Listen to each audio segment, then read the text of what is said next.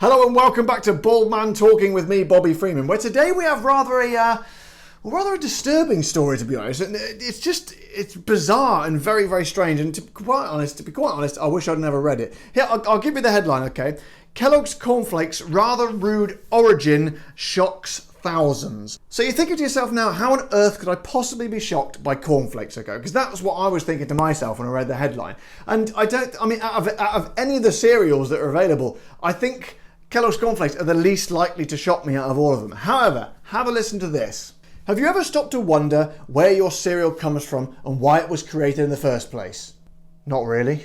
Exactly. However, this week, thousands of people on the internet have become extremely curious about the history of Kellogg's Cornflakes, and it's all thanks to a viral post on Facebook and Twitter. This is all off the dailyrecord.co.uk, by the way. The post encourages people to ask Google why cornflakes were invented, adding, "You'll thank me later." So many people began inquiring about the creation of the humble cornflake, only to discover something pretty shocking. So, okay, here's where it starts to take a turn for the very, very bizarre.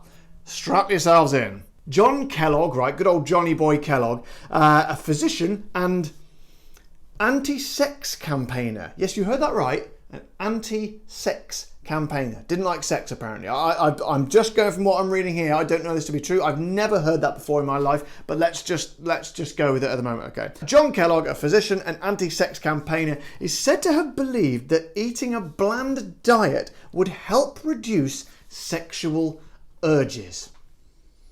Some people think his cornflakes, being bland, were developed to stop people from experiencing these urges and, forgive me for this if you've got children watching, pleasuring themselves.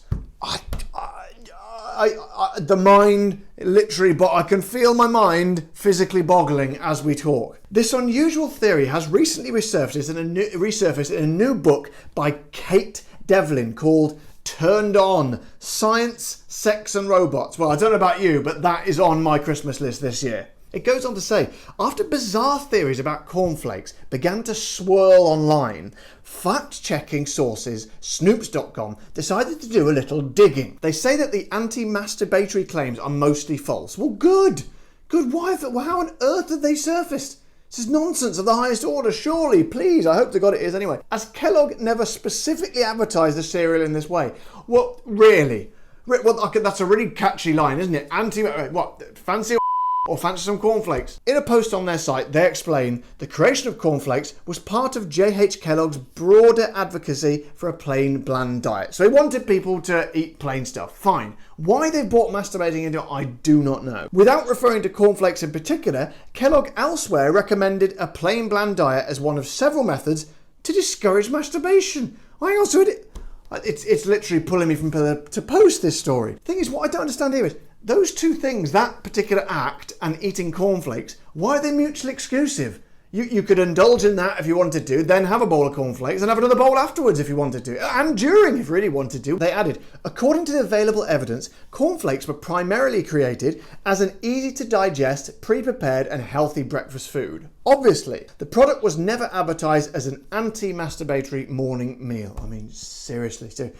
Is there an epidemic of people doing that first thing in the morning? I don't know. I haven't conducted some research. Whether or not it's true, we can probably all agree that there's nothing particularly sexy about cornflakes. As Devlin hilariously points out in her book, and get this, having visited a cornflakes factory, I can confirm that it was one of the least arousing places I have ever been. Now, I love the fact that she's rating places that she's been and visited, tourist destinations and hotspots, on a level of how aroused she was when she was there. This is probably one of my least favourite stories I've ever read, and I'm going to call it out as absolute, utter nonsense. I don't believe this is the case. I don't believe Kellogg did that. I don't believe he's got a problem with people doing that. And I don't believe, if there was a problem with people doing that, I don't believe that cornflakes is the answer.